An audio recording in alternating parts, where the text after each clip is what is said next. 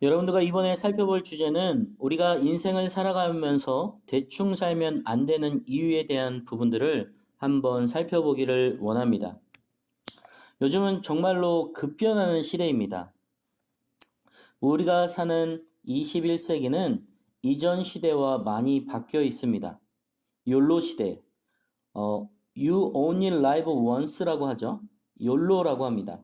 당신은 한 번뿐인 인생을 산다라고 하면서 현재를 즐기라는 의미입니다. 맞는 말이기도 합니다. 21세기는 워라밸 시대라고 합니다.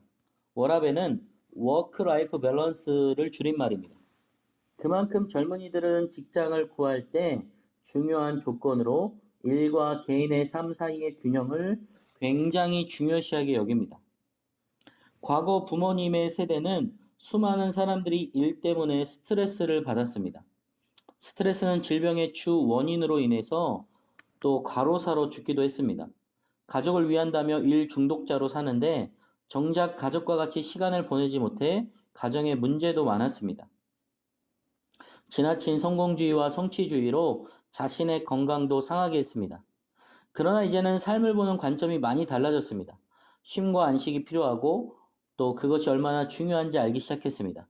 특별히 코로나로 인해서 우리의 삶의 일상은 너무나도 바뀌었습니다. 언택트 시대라고 하죠. 접촉하지 않고 사람들과 대면하는 시대. 또 가족 중심의 세대, 개인의 세대로 바뀌면서 우리의 사회는 급변하고 있다라는 것이죠. 전도서 5장 18절 말씀은 이렇게 말씀합니다. 사람이 하나님께서 그에게 주신 바 그 일평생에 먹고 마시며 해 아래에서 하는 모든 수고 중에서 낙을 보는 것이 선하고 아름다움을 내가 보았나니 이것이 그의 몫이로다. 그리고 책을 많이 보고 연구하는 것도 인생을 피곤하게 한다라고 말합니다. 전도서 12장 12절 말씀은 내 아들아 또 경계를 받으라. 여러 책을 짓는 것은 끝이 없고 많이 공부하는 것은 몸을 피곤케 하느니라. 그렇지만 우리가 이 시대를 넘어서 성경이 말씀하고 있는 것이 무엇인지 우리가 간과해서 안 되는 것이 있습니다. 성경은 일하기 싫은 자는 먹지도 말라고 데살로니가전서 3장 10절에 말씀하십니다. 무엇보다 창세기에서 하나님은 인간을 창조하시고 문화 명령을 주셨어요. 창세기 1장 28절 말씀은 하나님이 그들에게 복을 주시며 하나님이 그들에게 이르시되 생육하고 번성하여 땅에 충만하라. 땅을 정복하라. 바다의 물고기와 하늘의 새와 땅에 움직이는 모든 생물을 다스리라 하시니라. 생육하고 번성하여 땅에 충만하고 땅을 정복하라고 하셨습니다. 가만히 있으면 생육하고 번성할 수 있을까요? 땅에 충만하고 정복하기 위해서는 땀도 흘려야 하고 수고도 해야 하고 때로는 피도 흘려야 할 가능한 일입니다.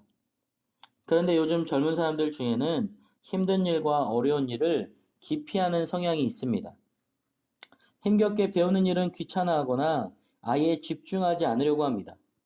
대학 졸업 후 직장을 찾을 때 대기업과 좋은 곳에 가서 쉬엄쉬엄 일을 하려고 합니다. 하지만 주님은 우리가 그런 곳에만 일하는 것이 아니라 개간하기 어려운 땅을 가꾸고 개척하기도 원하십니다. 요새는 창업을 참으로 하기 어렵습니다. 그러나 주님은 우리가 안정적인 일에만 관심을 갖고 살기를 원하시지 않는다라는 것이죠. 성경의 인물들을 살펴보면 기존의 안정적인 자리를 넘어서 새로운 것과 새로운 영역에 뛰어들게 하셨습니다. 그러면서 새로운 시대를 얻게 하셨습니다. 믿음의 조상 아브라함을 보십시오. 당시 굉장히 좋은 비즈니스였던 우상 장수를 포기했습니다. 그 당시 우상을 만든 후 부르는 대로 값이 정해져 있었습니다.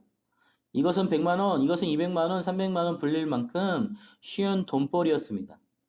부모님과 친척들 그리고 친구들이 있는 곳에서 익숙한 곳에서 편하게 잘 살 수 있었습니다. 그런데 하나님은 아브라함에게 알지 못하는 땅으로 가게 하십니다. 그 후에 그 약속의 땅인 가나안으로 아브라함의 후손들을 인도해 주십니다. 이것은 아브라함이 갈대아 우르로부터 멀고 먼 가나안까지 땀과 피를 흘리며 이동했기에 얻었던 열매입니다.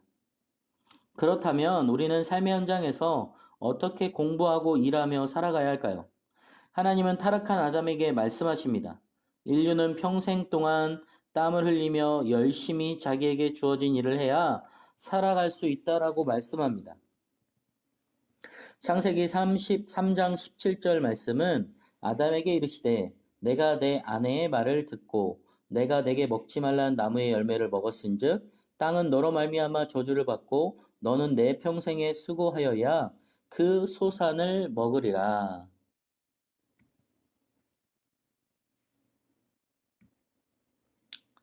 우리는 직업에 대한 진정한 부르심이 있는지 한번 살펴보아야 합니다. 칼빈은 직업 소명서를 말했어요. 그 내용은 하나님은 사람에게 노동을 하도록 하셨다라는 것입니다. 이 노동도 성직처럼 신성한 것이고 하나님께 칭찬받을 만한 일이라는 것입니다. 이런 노동을 가로채거나 사기치는 자를 하나님이 기뻐하지 않으신다고 하셨습니다. 칼빈은 하나님은 각 사람이 해야 할 일이 있다고 하였어요. 그 일을 잘 감당할 때 물질적인 번영도 누리며 하나님의 축복을 누린다라고 했습니다. 그러나 칼빈은 자신만 이런 복을 누릴 것이 아니라 가난한 자들과 나누기를 원하심을 언급합니다. 우리가 왜 열심히 주어진 일을 해야 할까요? 이는 나만 잘 살려고 하는 것이 아니라 나누기 위함입니다.